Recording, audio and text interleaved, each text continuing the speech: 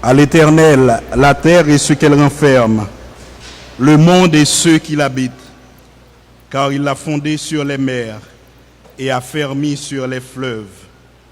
Qui pourra monter à la montagne de l'Éternel? Qui s'élèvera jusqu'à son lieu saint? Celui qui a les mains innocentes et le cœur pur, celui qui ne livre pas son âme au mensonge et qui ne jure pas pour tromper. Il obtiendra la bénédiction de l'Éternel, la miséricorde du Dieu de son salut. Voilà le partage de la génération qu'il invoque, de ceux qui cherchent ta face, de Jacob. Portes, élevez vos linteaux, élevez les portes éternelles, que le roi de gloire fasse son entrée. Qui est ce roi de gloire? L'Éternel fort et puissant, l'Éternel puissant dans les combats. Portes, élevez vos linteaux, élevez-les, portes éternelles, que le roi de gloire fasse son entrée. Qui donc est ce roi de gloire? L'Éternel des armées. Voilà le roi de gloire. Chers frères et sœurs et amis, bonjour. Que la paix et la grâce de Dieu soient avec vous tous. En ce moment, je vous invite à vous lever pour saluer et accueillir vos frères et sœurs et saluer la présence de Dieu parmi nous ce matin. Nous sommes contents de vous revoir ce matin et la grande famille de l'Église de la communauté évangélique d'Haïti est encore ravi et heureux de vous accueillir ce matin pour un moment d'adoration, de louange, de prière et de partage de la parole de Dieu. Nous saluons nos membres, nos amis, nos frères et sœurs, nos auditeurs, nos internautes qui nous rejoignent sur les différentes plateformes, la radio Sentinelle, la radio Logos et la 4VEH, la radio Lumière qui est aussi présente. Ce matin, nous saluons nos internautes sur la page Facebook de la radio Sentinelle et sur le channel YouTube de cette même station. Le psalmiste a eu raison de dire que je suis dans la joie quand on me dit « Allons dans la maison de l'Éternel ». Nous sommes reconnaissants envers Dieu pour ce ministère, pour les vies qui sont en train d'être transformées, pour les cœurs qui sont en train d'être changés à travers cette œuvre et la prédication de la parole de Dieu ici. Après une semaine tourmentée, agitée, nous sommes heureux de pouvoir vous compter parmi nous et trouver ici un oasis où vous pouvez vous sentir soulagé, encouragé, fortifié et édifié par la grâce, la présence et la parole de Dieu. Maintenant, c'est le moment de saluer vos frères et sœurs. Mettez-vous debout pour saluer vos frères et sœurs pendant que nous allons faire la prière d'ouverture. D'un geste de la main ou de la tête, saluez vos frères et sœurs et dites-leur bienvenue ici encore ce matin dans la présence de notre Dieu. C'est toujours un plaisir, comme il est dit dans la Bible, il est doux, il est agréable pour des frères et sœurs de demeurer ensemble. Prions Dieu. Dieu notre Père, nous nous présentons devant toi ce matin. Nous nous courbons avec humilité devant ta majesté, avec nos cœurs reconnaissants. Nous sommes reconnaissants pour la vie que tu nous donnes, pour le mouvement et l'être. Nous sommes reconnaissants de ce que tu as jugé bon de déposer ta puissance, ta force, ta sagesse dans les vases de terre que nous sommes. Tu as jugé bon de nous utiliser pour ta gloire, pour ton honneur, pour ton service. Toi seul es digne ce matin de recevoir nos cris de joie, nos acclamations, nos louanges, notre adoration. Et nous te disons merci pour ce service. Nous remettons entre tes mains tous les membres de l'Église de la communauté évangélique d'Haïti. Nous remettons entre tes mains les dirigeants de ce culte, le prédicateur du jour. Nous te prions que tu les utilises pour ta gloire, pour ton honneur, de mettre, de disposer, de déposer en eux ta puissance agissante. Et nous prions que ce culte soit pour ta plus grande gloire, pour ton honneur et pour l'édification de chacun de tes enfants. Sois avec nous, nous te prions au nom et par les mérites de ton Fils Jésus, qui nous a appris à prier ainsi. Notre Père qui es aux cieux, que ton nom soit sanctifié, que ton règne vienne, que ta volonté soit faite sur la terre comme au ciel. Donne-nous aujourd'hui notre pain quotidien. Pardonne-nous nos offenses, comme nous aussi nous pardonnons à ceux qui nous ont offensés. Et ne nous induis point en tentation, mais délivre-nous du malin, car c'est à toi qu'appartiennent tous les siècles, le règne, la puissance et la gloire. Merci et rassoyez-vous dans la présence de notre Dieu. Ce matin, nous avons avec nous comme dirigeants la sœur Naomi Milien et le frère Jerry Juin. Et celui qui aura la charge et le bonheur de partager avec nous le message de la parole de Dieu, c'est notre pasteur, le docteur Leslie Jules. Encore une fois, nous vous disons bienvenue et bon moment d'adoration dans la présence de notre Dieu.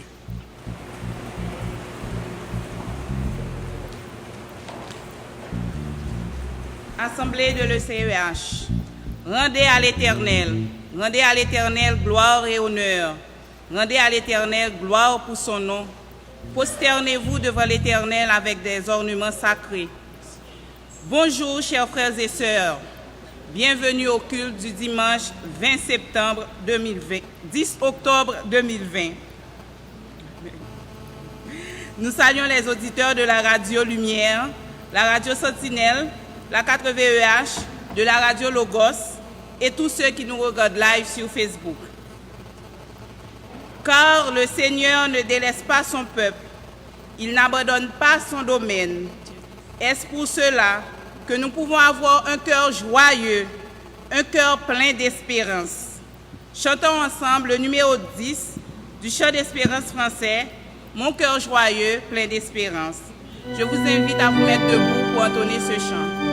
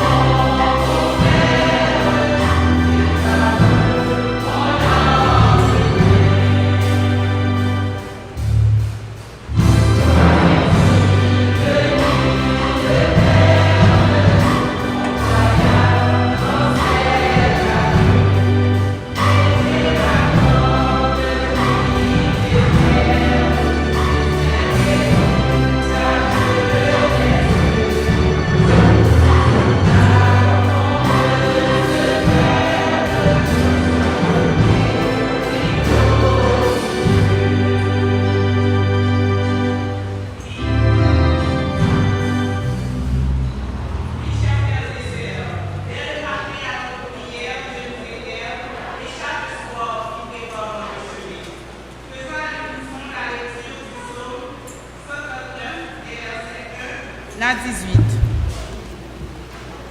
Psaume 139, versets 1 à 18.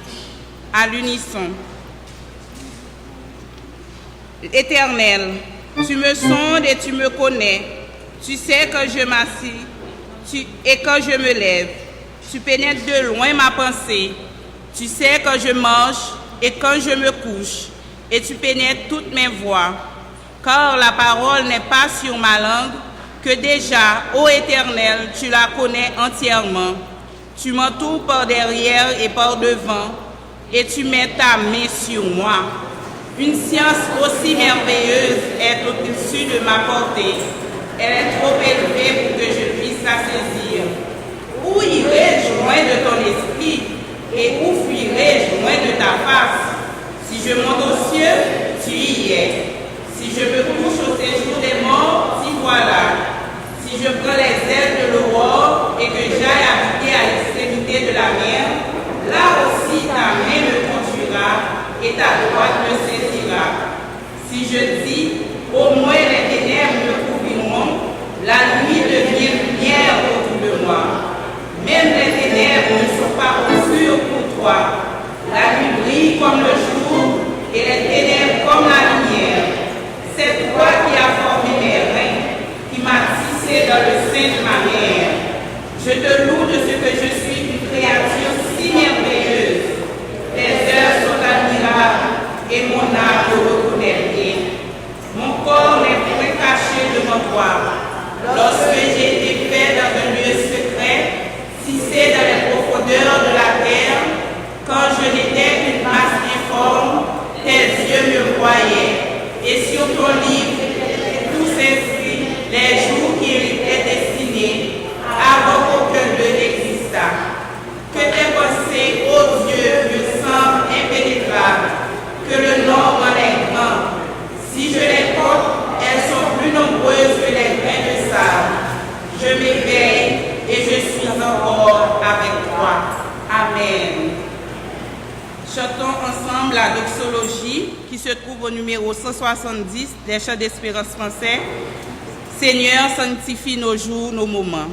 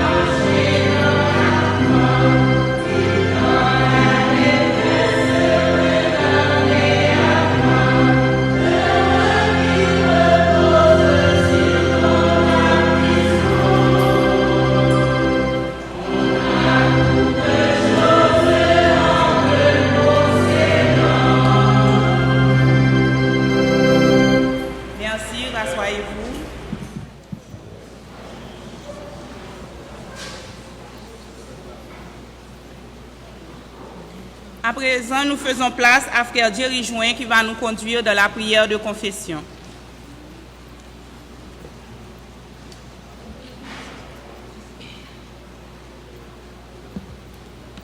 Disposons-nous pour la prière. Seigneur, ce matin, nous nous approchons devant ta face pour te remercier. Merci de ce que tu es.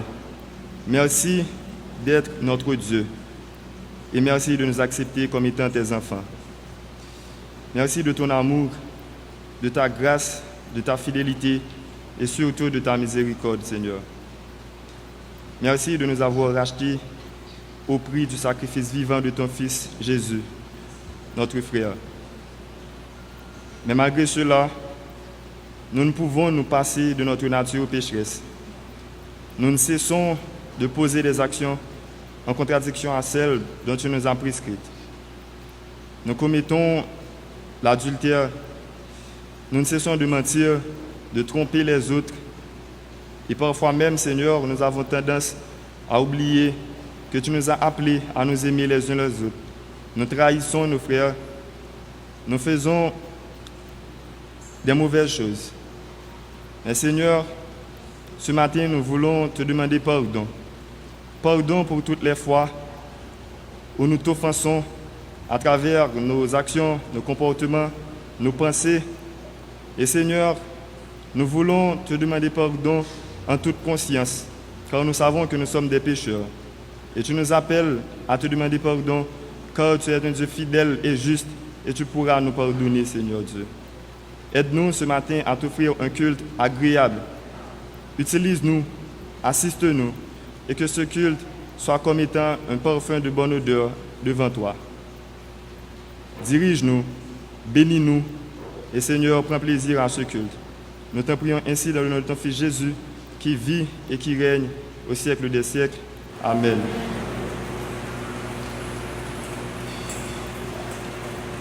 Amen. Fortifiez-vous et ayez du courage. Ne craignez point et ne soyez point effrayés devant eux, car l'Éternel, ton Dieu, marchera lui-même avec toi. Il ne te délaissera point, il ne t'abandonnera point. Pour nous rappeler ces promesses de Dieu, chantons le cantique 87 des chants d'espérance français. Toujours ta divine présence jette un rayon sur mon chemin. Et le cœur joyeux, je m'avance, je n'ai pas peur du lendemain. 87 chants d'espérance français.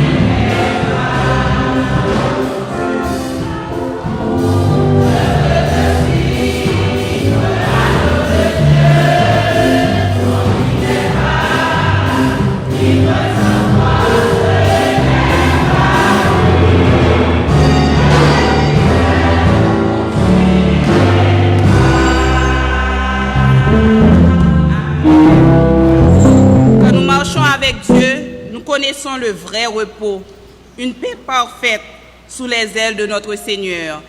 Entonnons le numéro 176 des chants d'espérance français. C'est à l'ombre de tes ailes qu'est le vrai repos. Repos.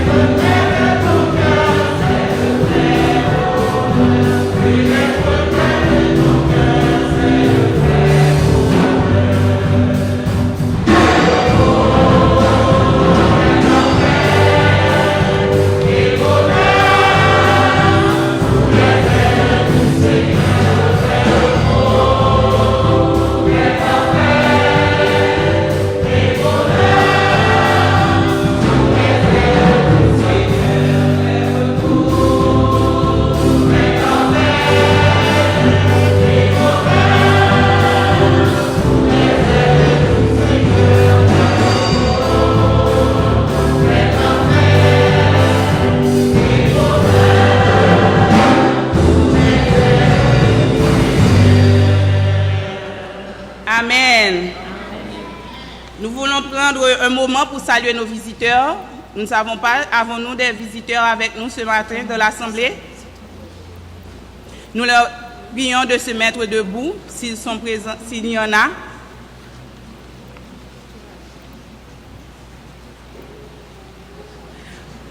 Bonjour, bienvenue à l'ECEH, bienvenue à notre Assemblée.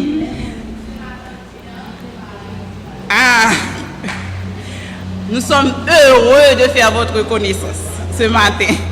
Et comme vous êtes déjà intégrés dans l'Église avec Sœur Marnelle, nous demandons aux préposés à l'accueil de faire un petit suivi avec vous. Comme ça, les autres membres de l'Église auront de plus d'informations sur vous. Merci beaucoup. Vous pouvez vous rasseoir. Et que dit l'Église pour cet invité que nous avons ce matin? Amen. Et que fait l'Église?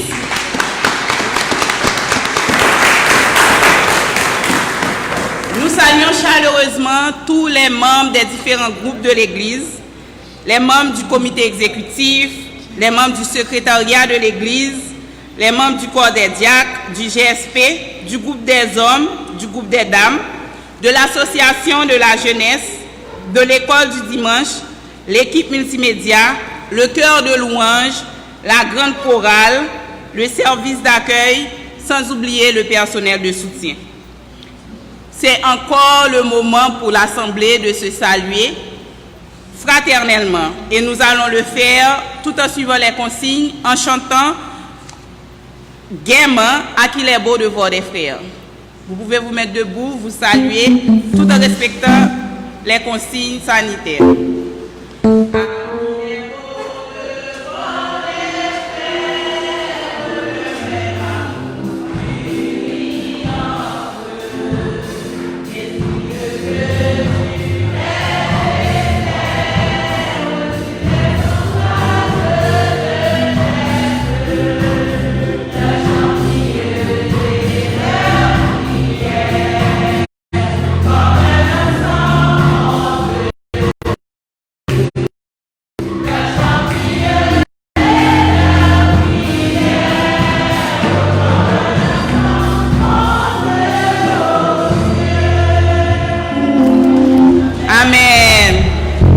Faisons à présent la deuxième lecture qui se trouve en Jean chapitre 14, versets 16 à 27 avec notre frère Jerry Juin.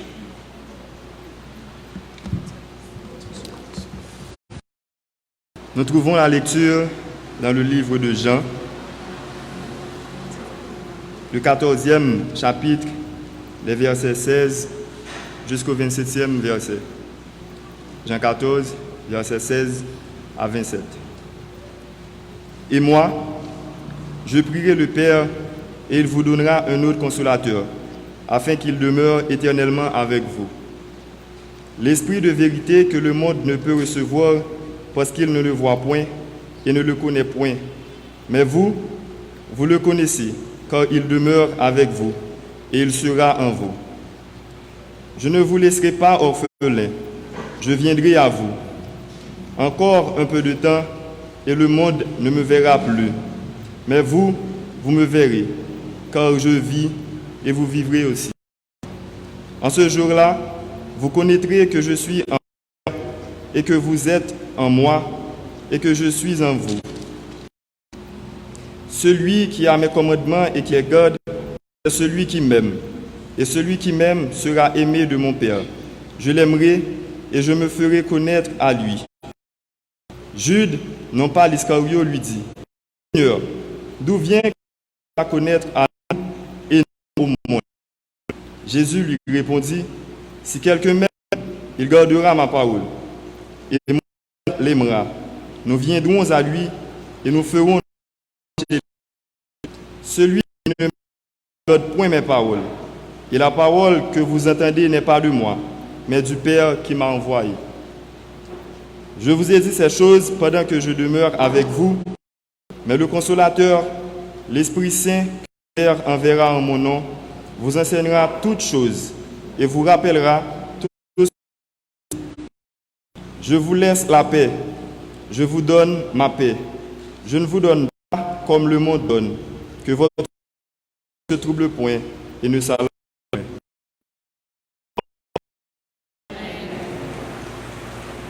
Nous faisons place au cœur de louange pour un moment d'adoration.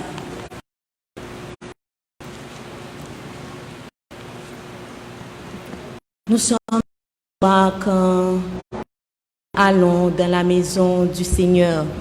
Nous sommes dans la joie quand on est dans la présence du Seigneur. Et nous sommes dans la joie parce que nous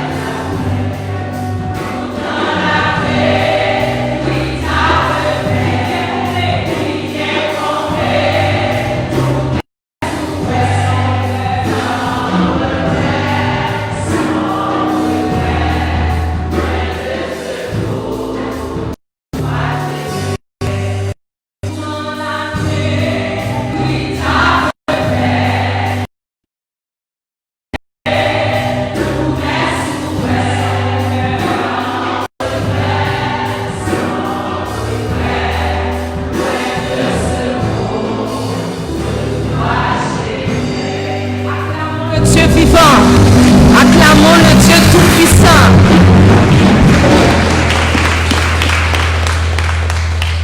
Jusqu'ici, nous pouvons dire, l'Éternel nous a secourus. Non m'écrit dans la main, bon Dieu. Gros vent m'être soufflé, l'orage m'être grondé. Nous pas besoin de faire rien. Amen. Amen.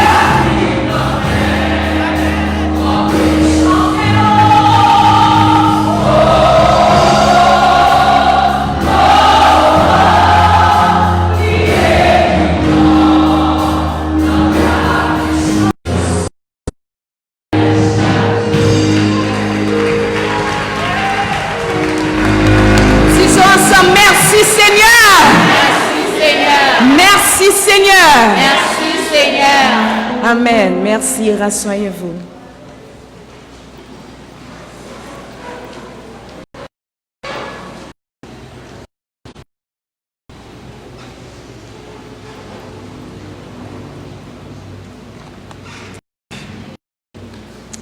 Amen.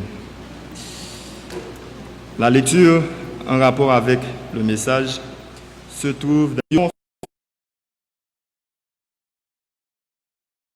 s'éleva après elle une autre génération qui ne connaissait point l'Éternel, ni ce qu'il avait fait en faveur d'Israël.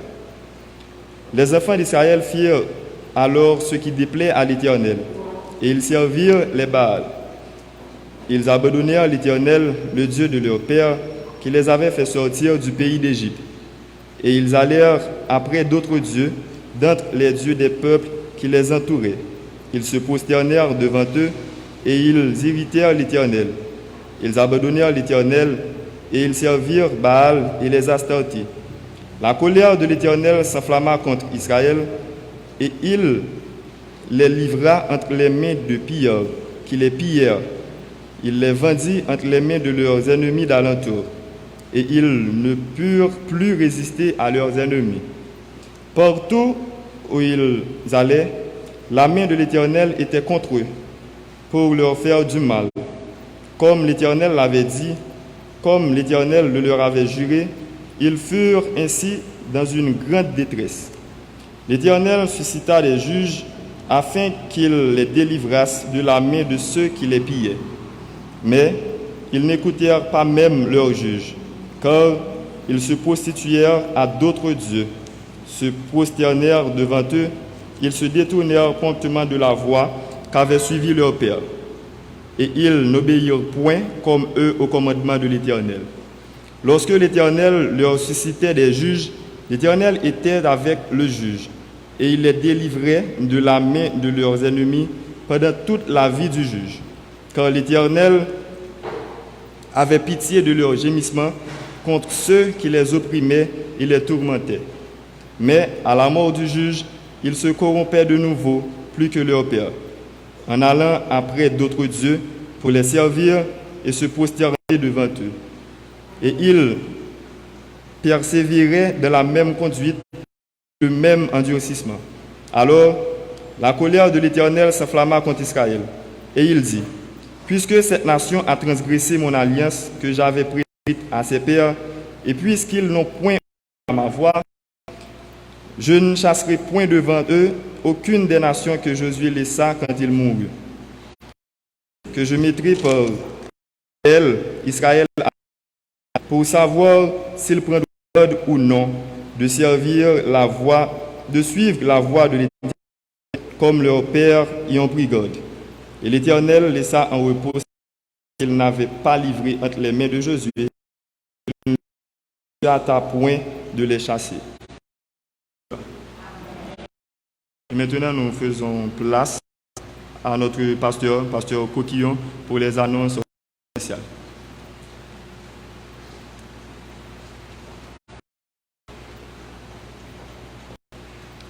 Bonjour, chers frères et sœurs. C'est plutôt Tim Janvier qui fera les annonces ce matin. Chers auditeurs et nos fidèles internautes, tous ceux-là qui nous écoutent par le truchement des ondes, c'est ici la journée que l'Éternel a faite, qu'elle soit pour nous un sujet d'accueil. Je débute nos annonces en souhaitant de joyeux anniversaires de naissance, de mariage ou de conversion, là qui ont fêté cet dimanche dernier jusqu'à ce dimanche. Il y a la sœur Laurette Morellus qui a fêté le 5 octobre, sœur Kidsi Chino qui fait partie du GSP, elle a fêté le 5 octobre, le frère Edwin Casseus qui est notre coordonnateur de l'école du dimanche, il a fêté le 7 octobre, Fortuné Hyacinthe le 8 octobre, Paracos le 9 octobre, Marie-Alberte Joseph le 9 octobre. À tous ses frères et sœurs, l'Église souhaite Betty Coquillon, de même que le président de l'association de la jeunesse de l'Église, Jerry Juin, qui est le co-dirigeant du culte de ce matin, invite tous les jeunes de l'ECEH de toutes catégories à une conférence qui aura lieu le 17 octobre prochain sur la mort, l'assassinat de Dessalines, de même que sur une réflexion sur l'avenir de la jeunesse de l'Église. Jeunes de toute catégorie, vous êtes invités le 17 octobre prochain, ce samedi, à partir de 10h, ici à l'église. Ce n'est pas encore très présent comme avant, mais nous devons continuer à respecter les consignes sanitaires. Dimanche dernier, nous avions un visiteur parmi nous, c'était le frère qui est présent encore aujourd'hui. Frère Leonardo est là. Merci d'être là la deuxième fois.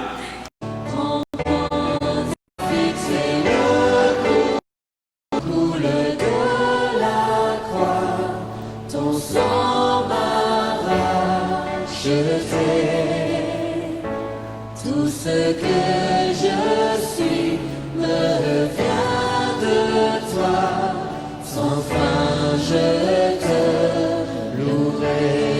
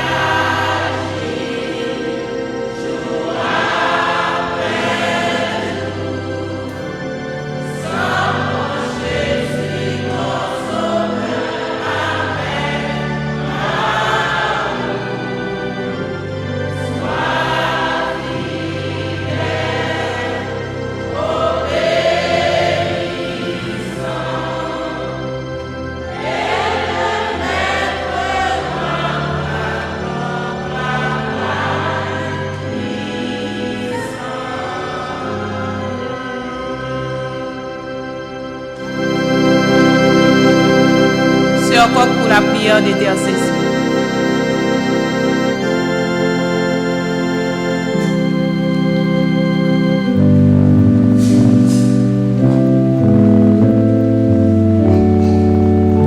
Chers frères et sœurs, courbons nos fronts pour la prière.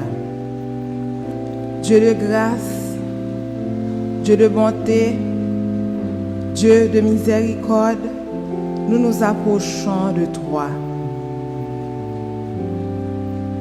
pour te remercier.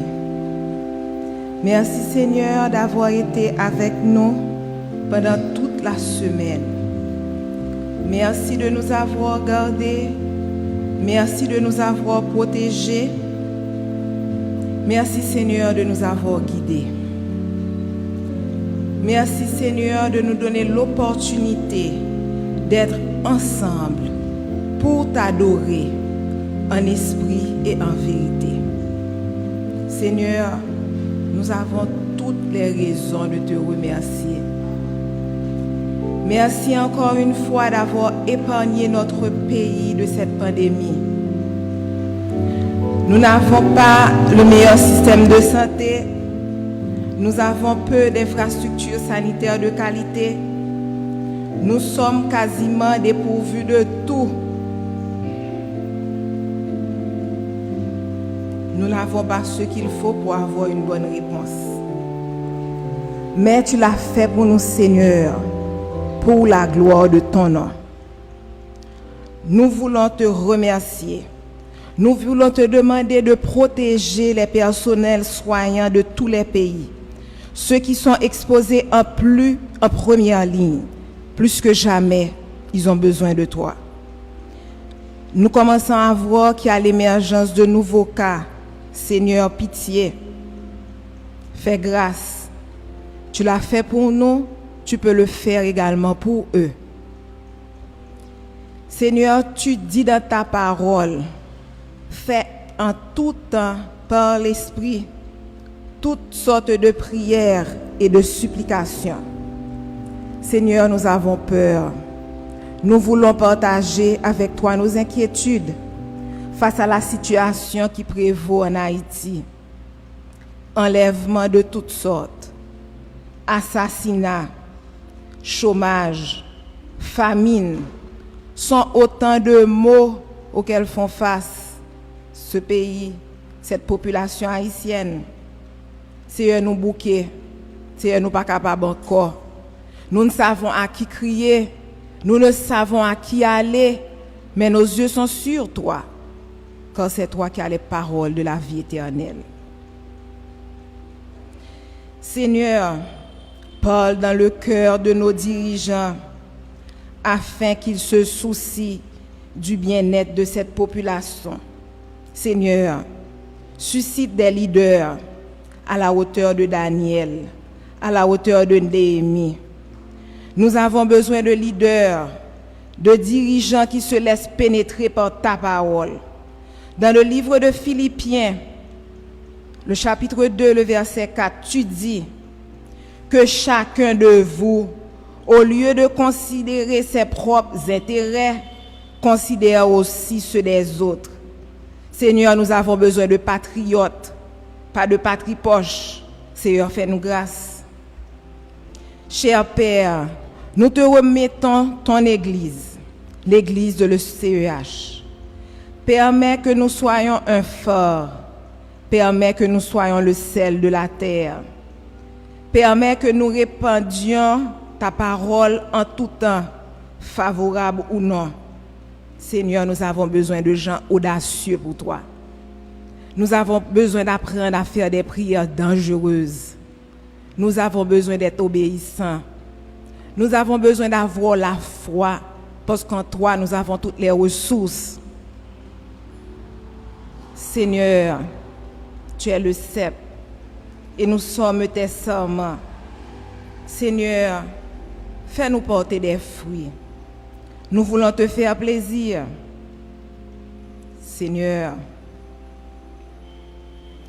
nous te remettons chaque entité de cette Église, nos pasteurs, nos diacres, les différents ministères de ton Église, l'école du dimanche qui va ouvrir ses portes sous peu, le chœur de louange, les membres du service d'accueil, le service de soutien, les musiciens, chaque famille, chaque jeune, Chaque enfant, Seigneur, pourvoit à nos besoins. Tu es un Dieu fidèle qui garde tes promesses. Tu nous demandes de nous décharger sur toi de tous nos soucis et toi-même, tu prendras soin de nous. Oui, Seigneur, prends soin de nos malades. Guéris-les. Réconforte ceux qui sont affligés par un deuil. Essuie leurs larmes visibles et invisibles. Nous avons l'assurance que tu vas le faire pour notre Église, pour chaque famille, chaque personne qui nous écoute à travers les radios Sentinelle, Logos, 80EH. Tu vas le faire, Seigneur, pour chaque internaute. Nous t'en remercions déjà. Merci, Seigneur, de garder ton Église unie dans ta parole. Que ta parole soit une lampe à nos pieds et une lumière sur notre sentier. Ce qui nous unit est nettement plus important, Seigneur, que ce qui pourrait nous désunir. Nous avons un seul Maître, un seul Seigneur, trois, cher Père. Nous te remettons le prédicateur du jour, le docteur Leslie Jules, qui aura à parler en ton nom. C'est ton Fils. Nous te remercions, Seigneur, de l'avoir choisi comme porte-parole. Fais qu'il soit un instrument à ton service pour que ta parole soit répandue. Comble-le, sa famille, son entourage, de toutes tes grâces, de toutes tes bénédictions. Bénis-nous à travers sa prédication, comme tu sais le faire déjà. Seigneur, parle, tes serviteurs, tes servantes, tes auditeurs, tes internautes t'écoutent. Seigneur, merci d'avance de nous bénir à travers son message. Qu'il en soit ainsi, au nom du Père, au nom du Fils et au nom du Saint-Esprit. Amen.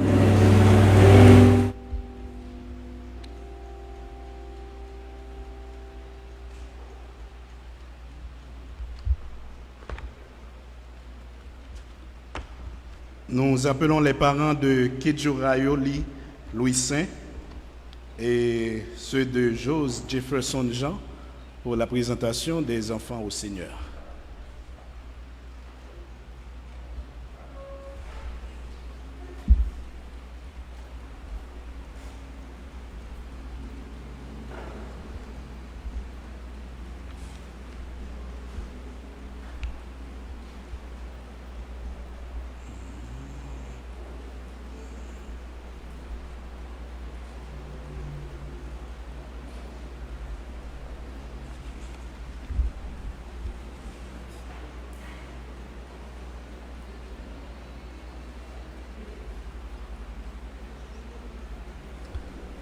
Ce matin, nous éprouvons une grande joie et un agréable plaisir de pouvoir consacrer à Dieu deux enfants.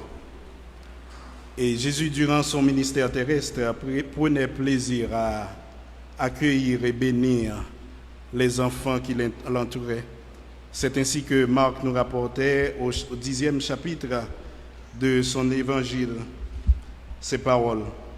On lui amena des petits-enfants afin qu'il les touche. Mais les disciples reprirent ceux qui les amenaient. Jésus, voyant cela, fut indigné et leur dit, « Laissez venir à moi les petits-enfants, ne les en empêchez pas, car le royaume de Dieu est pour ceux qui leur ressemblent. Je vous le dis en vérité, quiconque recevra le royaume de Dieu comme un petit enfant n'y entrera point. » Puis il les prit dans ses bras et les bénit en leur imposant les mains.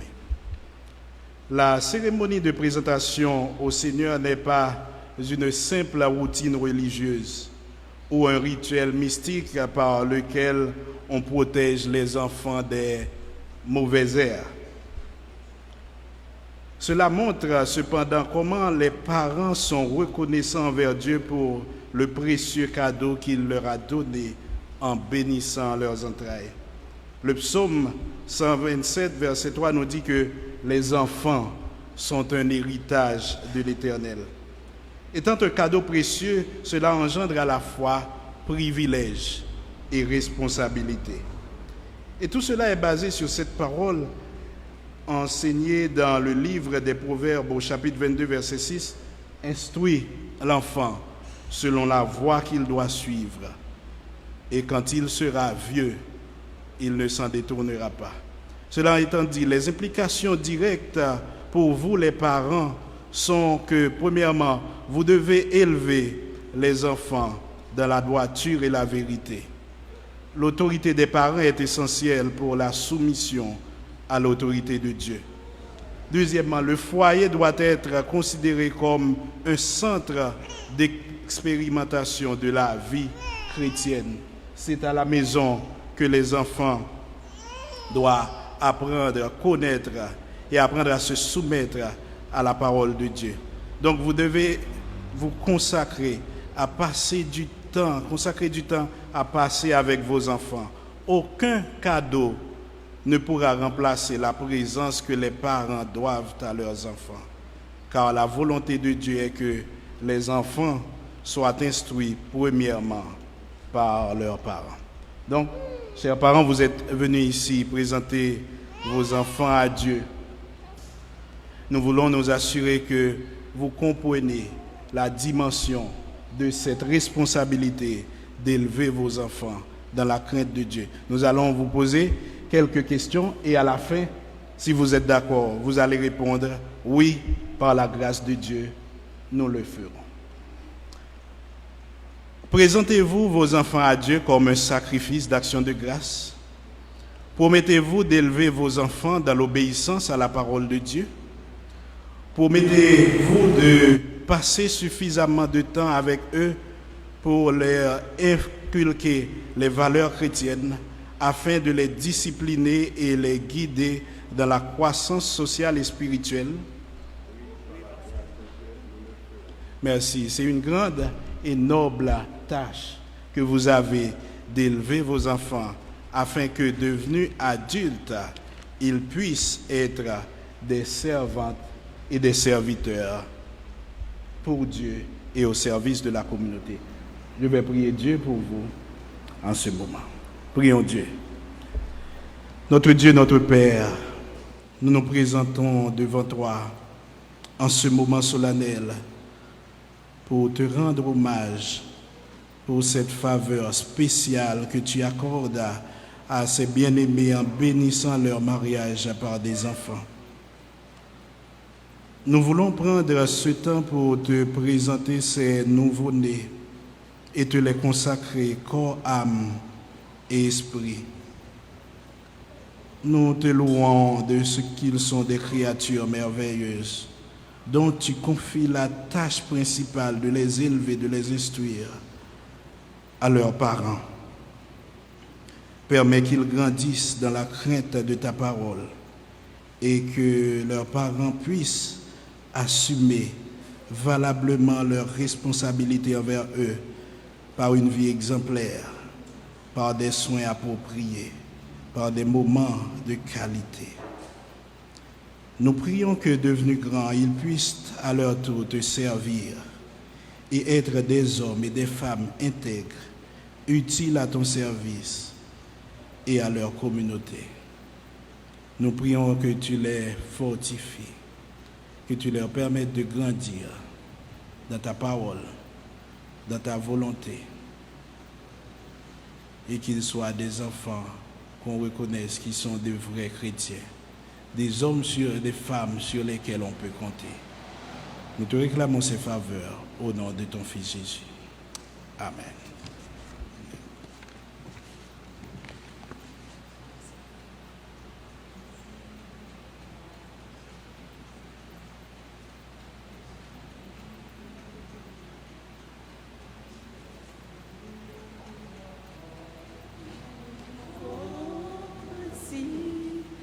Pour la route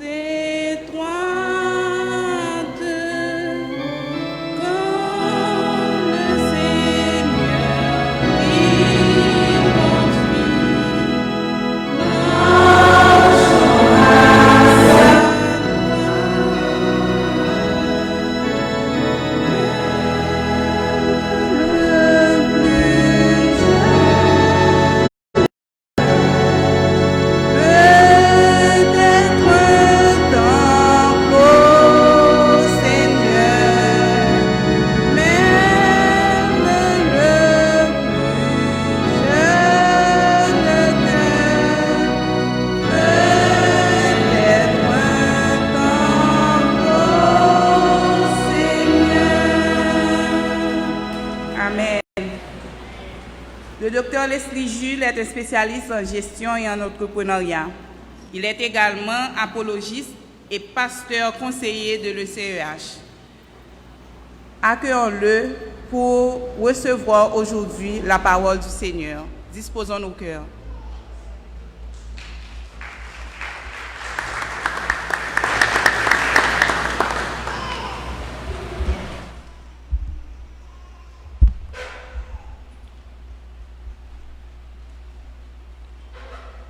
Chers amis dans le Seigneur, que la paix et la grâce de Dieu soient avec vous.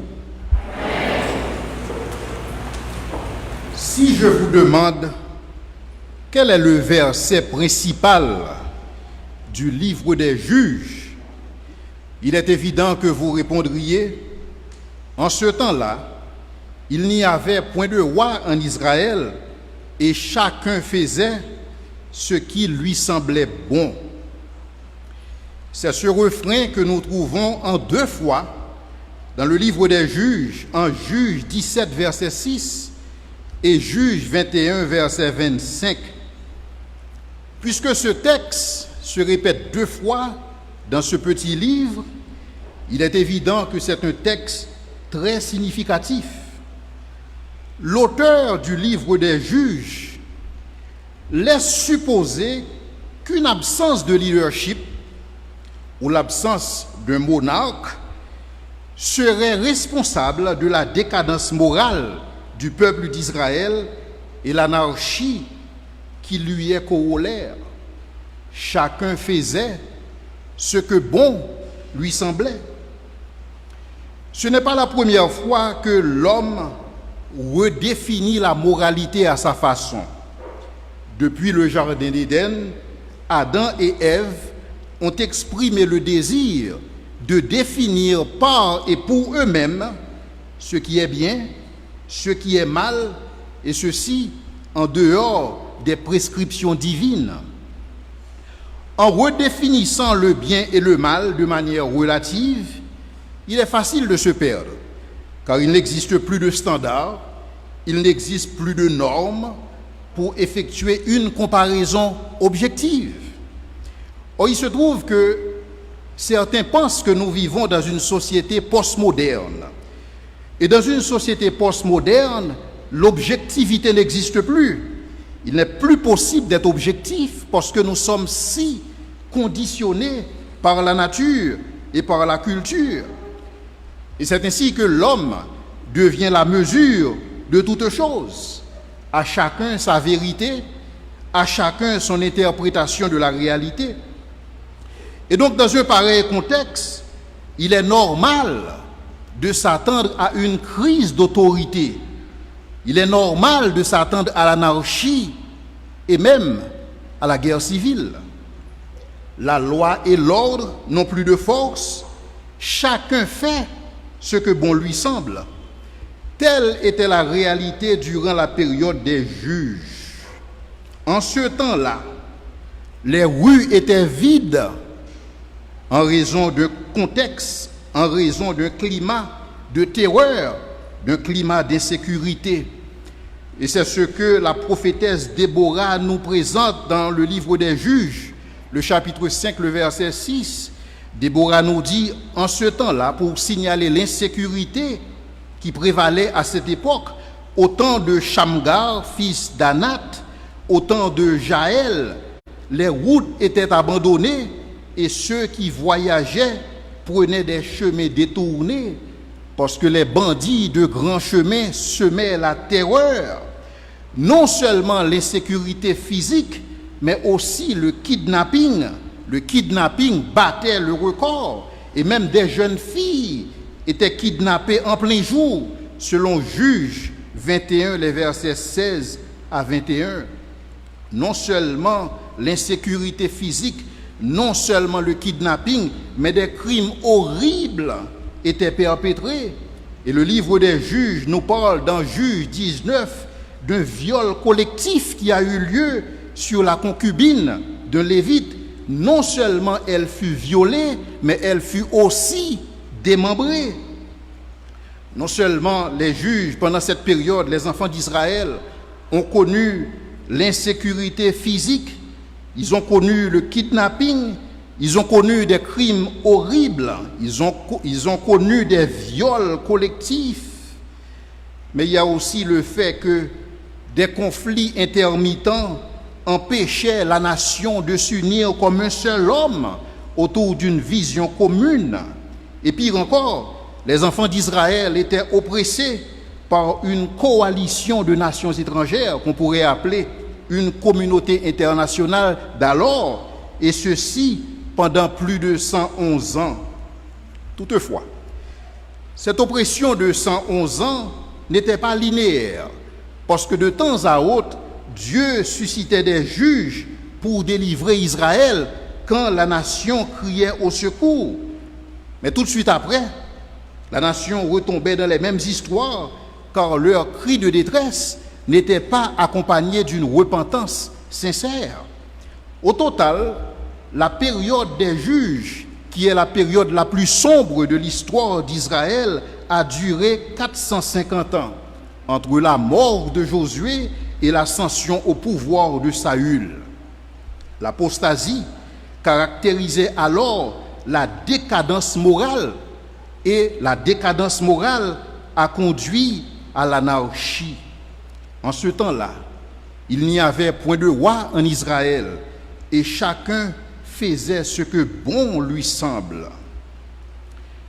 Certains pensent que l'absence d'un monarque ou que l'absence d'un leader fort était la cause des dérives d'Israël. Toutefois, une lecture critique du livre des rois, une lecture critique du livre des chroniques semble indiquer le contraire. Les dérives d'Israël, les déboires d'Israël n'étaient pas dus à l'absence de monarque, mais le problème était beaucoup plus profond. Israël a connu des rois qui ont induit le peuple en erreur, des rois qui ont conduit le peuple dans l'idolâtrie et la misère. Et en fait, on peut compter sur les doigts les rois qui, en Israël, ont servi Dieu à l'instar de David, qui a fait ce qui est bien aux yeux de l'Éternel. Le leadership individuel est important, mais le leadership individuel ne saurait remplacer la responsabilité d'une génération envers une autre. Je crois que là résident les déboires d'Israël, son apostasie doctrinale et morale et sa descente aux enfers pendant la période des juges. La génération de Josué a failli à sa mission. Le chapitre 2 du livre des juges résume le livre dans son entièreté. Et dans ce chapitre 2 qui vous a été lu, nous sommes instruits quant à la cause principale des vicissitudes d'Israël, tout en brossant les causes intermédiaires en rapport à cette tranche d'histoire dans la vie des Hébreux. Ce qui m'amène ce matin à vous parler de la part de Dieu autour de ce thème, quand une génération faillit à sa mission. Le verset clé du livre des juges n'est pas le refrain que nous connaissons tous. En ce temps-là, il n'y avait point de roi en Israël et chacun faisait ce que bon lui semblait. Ce n'est pas le verset clé du livre des juges. Le verset clé du livre des juges, nous le trouvons dans le chapitre 2 au verset 10, où il est dit « Toute cette génération fut recueillie auprès de ses pères. » Écoutez bien. « Et il s'éleva après une autre génération qui ne connaissait point l'Éternel, ni ce qu'il avait fait en faveur d'Israël. » Voici le verset clé du livre des juges. En ce temps-là, toute cette génération fut recueillie auprès de ses pères. Il s'éleva une autre génération qui ne connaissait point l'Éternel, ni ce qu'il avait fait en faveur d'Israël. Chers amis, je vous invite à imaginer avec moi. Essayez d'imaginer une génération d'Hébreux qui n'a jamais entendu parler de ce récit épique que leurs ancêtres ont traversé la mer Rouge à main forte et à bras étendus, à pied sec, à main levée. Imaginez-vous une génération d'Hébreux qui n'a jamais entendu parler de ce récit épique. Et cela sous-entend que cette génération n'a pas ouï dire que leurs ancêtres furent délivrés de la main de l'empire tyrannique des Égyptiens et que ce faisant, Dieu a mis à genoux tout le panthéon tutélaire des dieux égyptiens. Et Dieu a fait cela afin qu'il puisse proclamer effectivement qu'il est le seul Dieu, le seul vrai Dieu véritable. Je ne sais pas si vous avez vu Les 10 commandements, ce film de Charlton Heston, et j'aime ce passage dans ce film quand les Égyptiens ont péri dans la mer Rouge avec leurs chevaux, leurs chariots et leurs cavaliers, et quand Pharaon, de retour sur son trône, Pharaon, après avoir subi cette défaite, il proclama l'Éternel en disant « Leur Dieu est Dieu ». Donc Pharaon a reconnu que les dieux des Égyptiens, les dieux du panthéon des Égyptiens n'étaient pas véritablement des dieux, mais cependant l'Éternel est Dieu, leur Dieu est Dieu.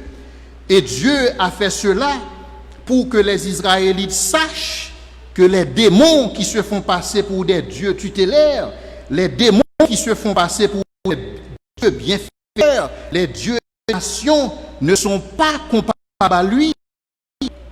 Ces dieux réduisent les nations, faisant pas pour le vrai Elohim, lorsque ces dieux ne sont rien en comparaison à l'Éternel des armées. Une génération s'éleva sans avoir la moindre connaissance que Dieu a nourri, que Dieu a abreuvé leur père dans le désert, et ceci pendant 40 ans. Pendant 40 ans, ni leurs vêtements, ni leurs souliers, ni leurs sandales ne subirent l'usure du temps. Cette génération ne savait pas que le Très-Haut est saint et que dans sa sainteté, il ne peut voir le péché. Ainsi, Dieu a donné des lois. Il a gravé ces lois de ses propres doigts. Il a donné ces lois afin que son peuple soit tout aussi saint, afin que son peuple soit un royaume des sacrificateurs et un royaume d'évangélistes pour être la lumière des nations. Cette génération qui s'éleva et celle par la suite, pendant 450 ans, n'était pas en connaissance de ces choses. Pourquoi? Là est la grande question. Comment se fait-il qu'une génération s'éleva en Israël et qui n'a point connu l'Éternel, ni ce que l'Éternel a fait pour son peuple? La réponse, nous la trouvons dans le livre de Deutéronome, le chapitre 6. Et cette réponse, c'est que la génération précédente avait failli à sa mission. Laquelle mission est consignée dans le livre de Deutéronome au chapitre 6, les versets 6 à 25. Israël avait la responsabilité d'instruire la génération future. Israël avait la responsabilité non seulement de recevoir les instructions de la parole de Dieu, mais aussi d'inculquer ces instructions à leurs enfants en perspective de la génération future, afin que cette génération puisse aussi servir l'Éternel. Dieu se soucie de la génération future, et c'est pourquoi il a instruit la génération antérieure pour la continuité du shalom et l'exécution de son plan de rédemption. Quand nous parcourons les Écritures, nous voyons que Dieu est un Dieu qui s'intéresse aux générations futures. Et c'est pourquoi nous pouvons lire dans le psaume 78, les versets 5 et 6, il nous est dit: Dieu a établi un témoignage en Jacob, il a mis une loi en Israël, il a ordonné à nos pères de l'enseigner à leurs enfants, pour qu'elle soit connue de la génération future, des enfants qui naîtraient, afin que devenus grands, ils parlent à leurs enfants. Donc Dieu se soucie de la génération future. Et dans le psaume 102, nous lisons que cela soit écrit pour la génération future et que le peuple qui sera créé célèbre l'Éternel. Dieu se soucie de la génération future. Et dans le psaume 22, nous lisons « La postérité le servira ». On parlera du Seigneur à la génération future. Quand elle viendra, elle annoncera sa justice, elle annoncera son œuvre au peuple nouveau-né. Une génération qui faillit d'instruire la génération future peut causer la perte de toute une nation. Et c'est cette vérité qui est exprimée dans le second chapitre du livre des Juges. Quand nous constatons les dérives de la génération actuelle, en Haïti, il y a lieu de se demander ce qu'a foutu la génération passée. Qu'a-t-elle transmis à la génération actuelle? Ou est-ce que notre problème est uniquement politique? Si on doit faire un bilan objectif, il convient de questionner la génération passée. Il convient de questionner la génération passée pour se dire pourquoi la génération actuelle, quoique pour se faire entendre, il faut faire chanter les armes à feu. Il faut questionner la génération passée pour savoir pourquoi la génération actuelle, quoique pour convaincre, il faut tout briser sur son passage. Il faut questionner la génération passée. Il faut questionner la génération passée pour savoir pourquoi la génération actuelle, quoique pour réussir, tous les coups sont permis. Il faut questionner la génération passée pour savoir pourquoi la génération future, quoique être intellectuel implique que l'on soit initié dans une loge. Il faut questionner la génération passée. Il faut questionner la génération passée pour savoir pourquoi la génération actuelle, quoique pour remplir une fonction politique, pour occuper un poste politique dans ce pays, il faut traiter alliance avec des forces obscures et démoniaques. Il faut questionner la génération passée pour savoir le pourquoi de ces choses. Il faut questionner la génération passée pour savoir pourquoi la génération actuelle, quoique pour s'élever, il faut rabaisser l'autre. Il faut questionner la génération passée. Il faut questionner la génération passée pour savoir pourquoi la génération actuelle, quoique rendre service peut être cause de chagrin. Il faut questionner la génération passée. Il faut questionner la génération passée pour savoir pourquoi la génération actuelle, quoique l'impunité, paie des dividendes. Il faut questionner la génération passée. Il faut demander pourquoi. Pourquoi? Chers amis, j'ai bien peur que nous sommes la cause première de tous nos malheurs dans ce pays. Israël a payé les conséquences de son irresponsabilité vis-à-vis de la génération future, et cela pendant longtemps, pendant très longtemps. S'il est vrai que de temps à autre, Dieu suscitait un juge pour les sortir de l'impasse, mais ce n'était que du saupoudrage, parce que le mal était déjà consommé. C'était déjà consommé, et Dieu, chers amis, il ne veut pas nous épargner des conséquences de nos choix libres. Parce que nous sommes des créatures libres, faites à son image. Dieu nous a créés avec une perfection morale qui fait de nous des êtres libres. Et dans ce contexte, nos idées, nos choix, nos actions ont des conséquences cosmiques, non seulement pour nous autres, mais pour tout le reste de la population, pour les générations futures. Et ces conséquences, Israël les a connues. Ces conséquences étaient si graves, écoutez bien, ces conséquences étaient si graves que même le petit-fils de Moïse, en la personne de Jonathan, a éprouvé de la joie à servir de prêtre pour des dieux étrangers. Je ne sais pas si vous avez cerné ce que j'ai dit. La décadence morale en Israël était telle que même le petit-fils de Moïse, Jonathan, a éprouvé de la joie à servir de prêtre pour la tribu des Danites en servant des dieux étrangers. Et c'est ce que nous lisons dans Juge 18, versets 14 à 31. C'est comme si le petit-fils de Moïse était devenu un ougan. Je ne sais pas si vous voyez l'ampleur de la question. le petit-fils de Moïse. Donc il y a lieu de se questionner ce qu'a foutu la génération passée. Il s'éleva en Israël une génération qui n'a point connu l'Éternel. Donc ce drame était si révoltant qu'un scribe a décidé d'éditer le livre des juges pour maquiller la chose et faire passer Jonathan, fils de Gershon, pour le fils de Manassé. Je ne sais pas quelle version vous avez dans votre Bible. Si vous regardez Juge 18, verset 30, il nous est présenté Jonathan, fils de Gershon, fils de Manassé. C'est un scribe qui a édité le texte parce que la situation était trop grave. Mais heureusement, nous disposons d'un certain nombre de copies et qui nous permet facilement de réaliser une critique textuelle sur le livre et pour savoir effectivement ce texte a été édité par un scribe et qu'en réalité Jonathan est le fils de Gershon et Gershon est le fils de Moïse. Donc Jonathan, le petit-fils de Moïse, a servi des dieux étrangers et il l'a fait avec beaucoup de joie. Donc nous ne pouvons pas faire semblant.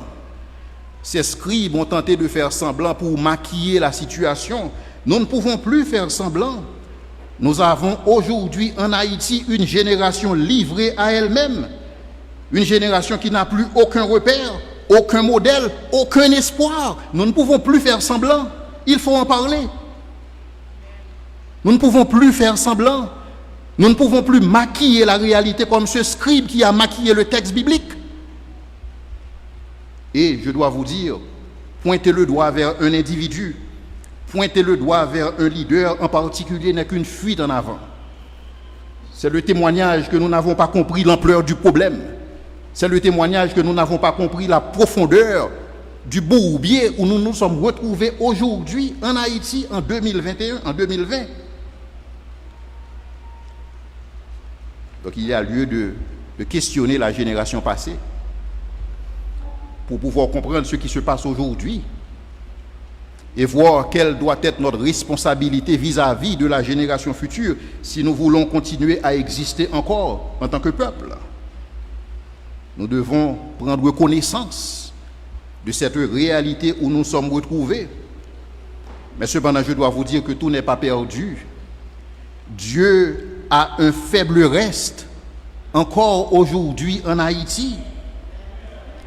En Israël, Dieu avait un faible reste, et de ce faible reste émergea David, duquel est issu Jésus, dont il est écrit qu'il ramènera les cœurs des pères à leurs enfants et le cœur des enfants à leurs pères et les rebelles à la sagesse des justes, afin de préparer au Seigneur un peuple bien disposé, selon Malachie 4, le verset 6 et Luc 1er, verset 17. Et c'est à ce peuple bien disposé que je m'adresse ce matin. Un peuple bien disposé. Je dois vous dire que de même que Dieu a souci de la génération future, nous aussi, nous devons avoir souci. Nous devons nous soucier de la génération future. Nous devons avoir à cœur les intérêts de la génération future. Et c'est pourquoi je vous invite à vous questionner ce matin. Quel est l'héritage que vous allez laisser à cette génération? Qu'est-ce que vous allez léguer à cette génération? Ou est-ce que vous allez vivre uniquement pour vous-même, par vous-même? Vous qui avez beaucoup reçu, qu'allez-vous laisser à la génération future? Paul disait au jeune Timothée, son protégé, « Ce que tu as reçu de moi, confie-le à des hommes fidèles qui soient capables de l'enseigner à d'autres. » Parce que Paul avait compris le plan de Dieu pour les générations futures. Paul avait compris le dessein de Dieu pour ce qu'il s'agit de son plan de rédemption. Et donc Paul a instruit le jeune Timothée afin que Timothée lui-même, à son tour, puisse instruire la génération future. Parce que Dieu se soucie de la génération future. Nous aussi, nous devons faire autant. Chers amis, comprenez bien, nous ne pouvons plus nous permettre de dire comme Josué, « Moi et ma maison, nous servirons l'Éternel, et que le reste du peuple fasse ce que bon lui semble. » Il est vrai que certains utilisent ce texte de la part de Josué comme un texte intéressant dans le sens que « Moi et ma maison, nous servirons l'Éternel ». Josué n'avait pas le droit de considérer uniquement lui et sa maison, c'était le chef. Josué était en principe, si vous savez, il était un chef militaire extraordinaire, mais son style de leadership laissait à désirer. Et c'est pourquoi Moïse, en partant, Moïse a laissé Josué et Josué n'a laissé personne. Il n'y avait absolument personne pour remplacer ce leader qui était Josué. Parce que lui, son focus, c'était moi et ma maison. Nous servirons l'Éternel. Et je sais que vous n'avez pas la force de servir l'Éternel. Parce que je sais que l'Éternel est un Dieu jaloux. Vous n'aurez pas la force de le servir. Servez les dieux des étrangers. Servez les dieux au-delà de la rivière. Si vous voulez, moi et ma maison, nous servirons l'Éternel. C'était mal faire. Josué aurait dû considérer l'intérêt de la génération future. Josué aurait dû, à l'instar de Moïse, établir quelqu'un pour succéder.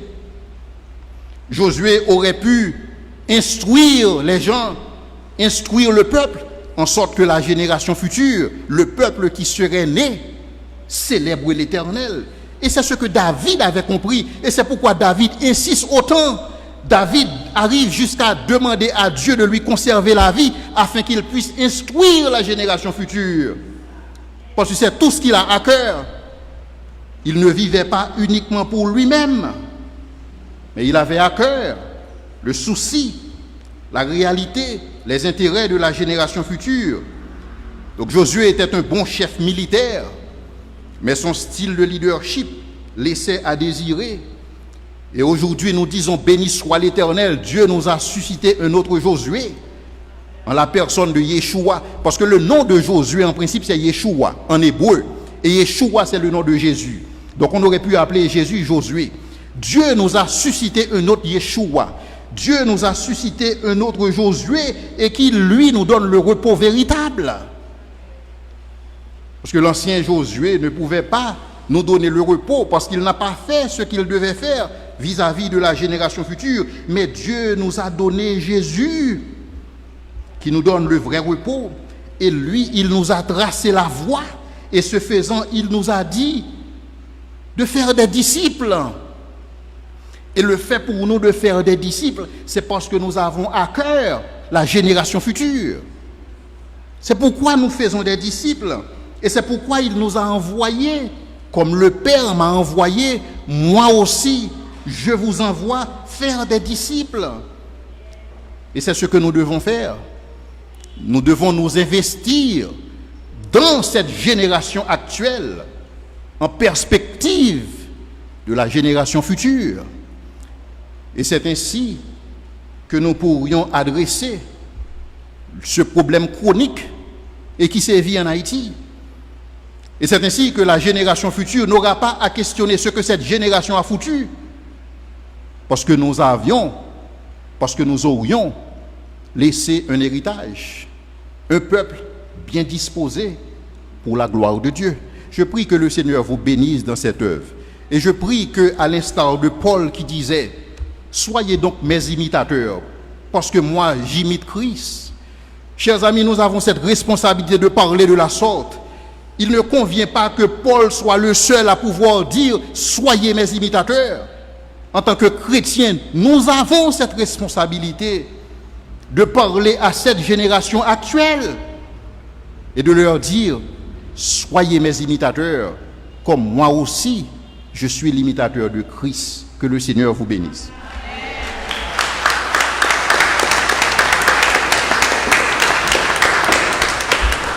Amen. Le Seigneur nous a parlé ce matin. Nous sommes la génération qui devons faire la différence pour une génération future. Amen. Amen. Nous remercions le Seigneur pour ce message.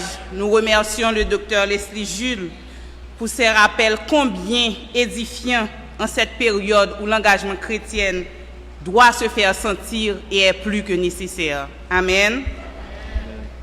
Nous remercions les techniciens.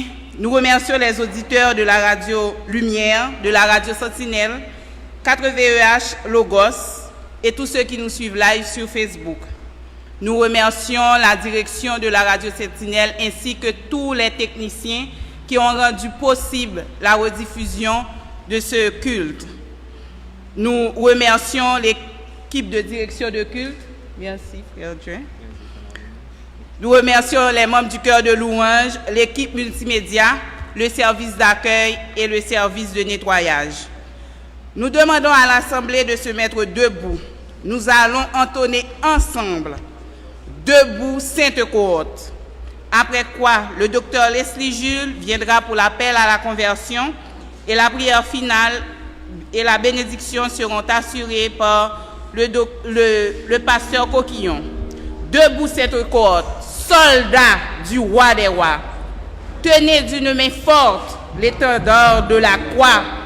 Au sentier de la gloire, Jésus-Christ nous conduit de victoire en victoire. Il mène qui le suit.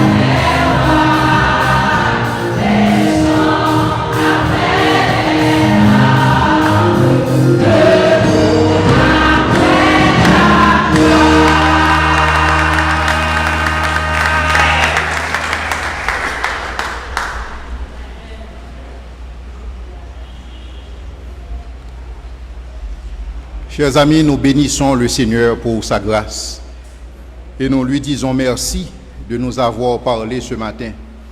Le Seigneur dit aujourd'hui, si vous entendez sa voix, n'endurcissez pas vos cœurs.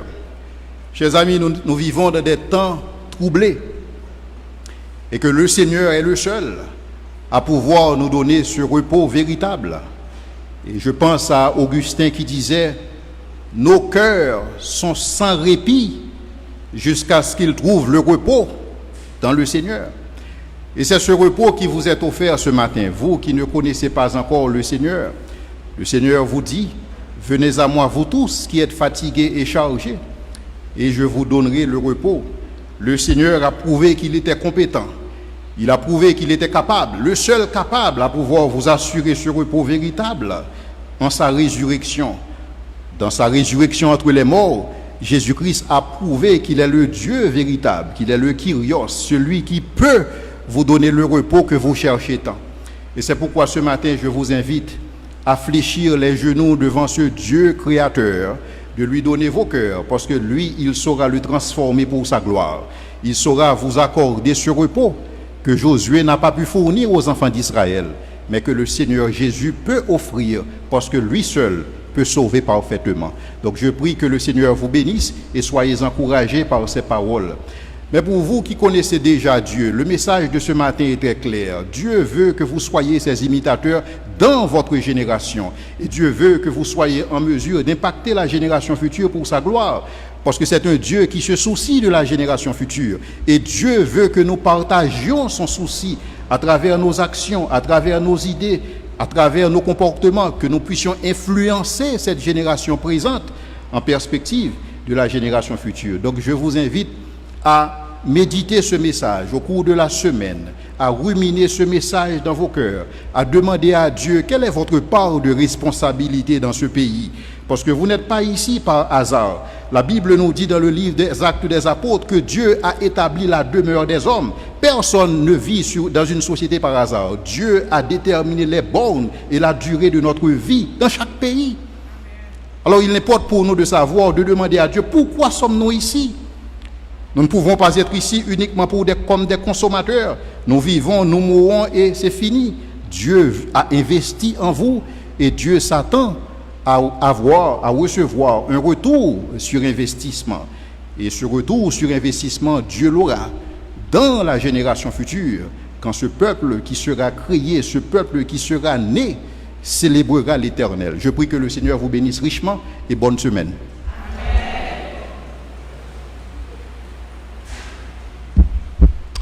Nous allons prier Dieu. Nous allons prier Dieu pour cette semaine qui s'annonce difficile. Beaucoup d'entre nous sont stressés, angoissés, déprimés, oppressés. Prions Dieu qu'il nous protège, qu'il garde notre pays, qu'il touche les cœurs de nos dirigeants. Et ensuite, nous allons réciter le psaume 121, recevoir la bénédiction et partir en paix. Notre Dieu, notre Père, nous te disons merci pour cette matinée bénie que nous avons passée dans ta présence. Merci pour les dirigeants et le prédicateur que tu as utilisé puissamment pour parler à nos cœurs.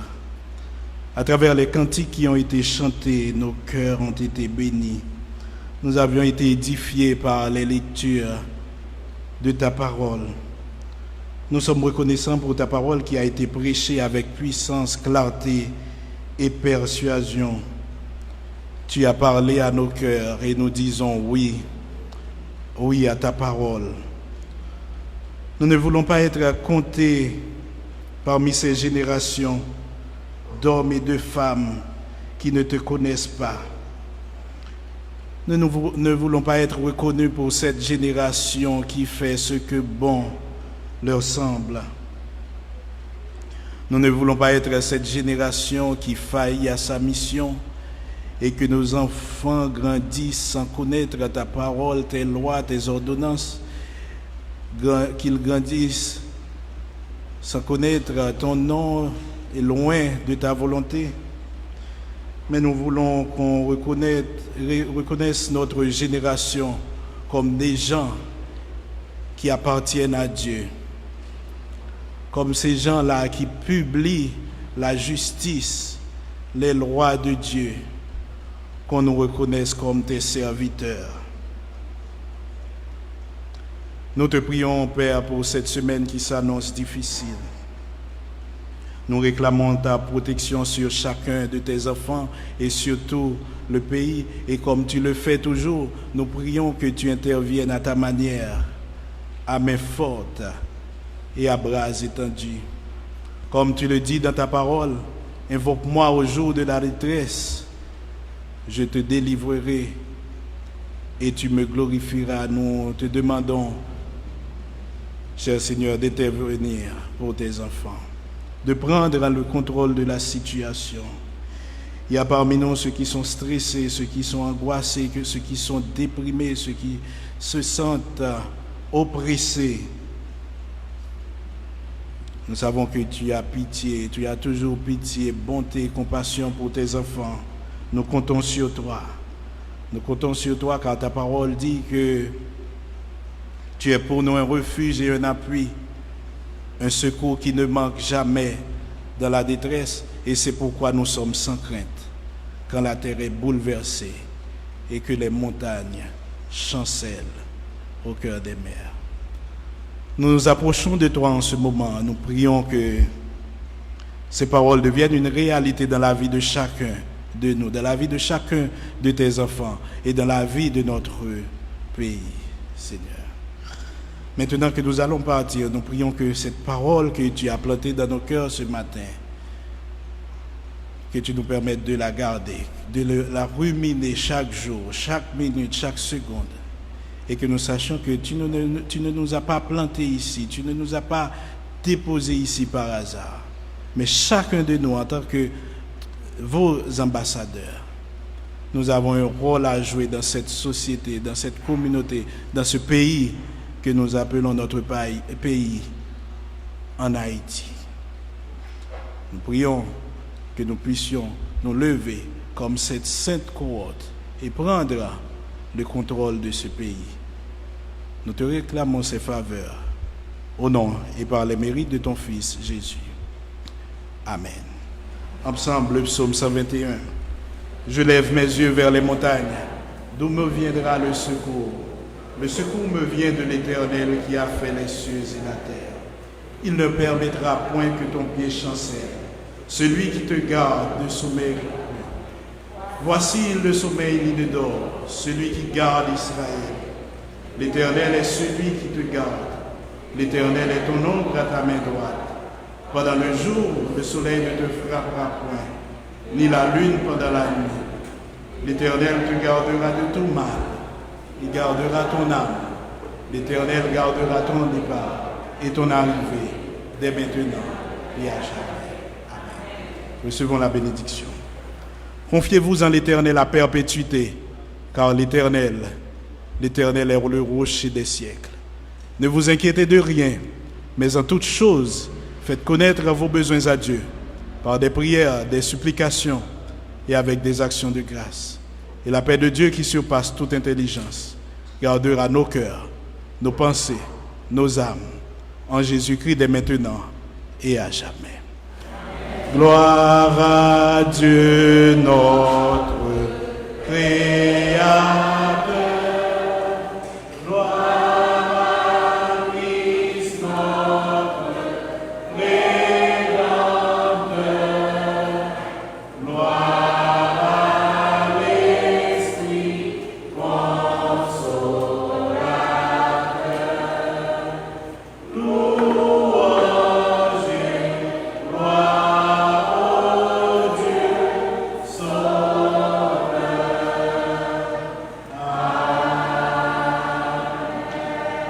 Allez en paix et bonne semaine sous la protection divine.